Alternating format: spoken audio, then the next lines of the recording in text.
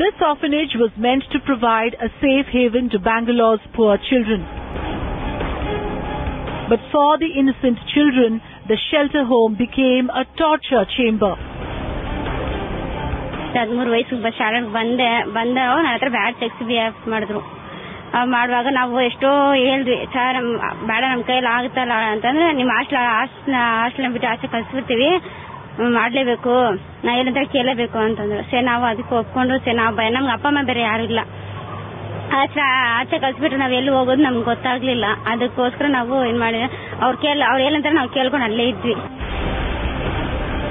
South Korean Do Woong Choi, who ran the home, is the man accused of terrorizing the children by sexually exploiting them. The victims could never speak out as they were blackmailed with a certain CD which recorded them in a compromising position with Do Woong Choi and his associates. But today, the victims have mustered the courage and are seeking justice, in the pursuit of which a case has been registered. Anger is growing with the accused still at large despite an FIR being registered against him. ಅವನು ಇನ್ನೂವರೆಗೂ ಬೆಂಗಳೂರಲ್ಲೇ ಇದ್ದಾನೆ, ರೋಷಾಗಿ ತಿರುಗಾಡ್ತಾ ಇರ್ತಾನೆ. ಅವನ ಜೊತೆಗಿರೋ ಸಂಘಟನೆಗಳ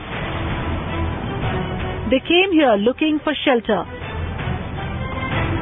Instead, they were brutalized and silenced into submission. Will the Bangalore police now get their act together and arrest the man who is accused of destroying the lives of so many innocent children?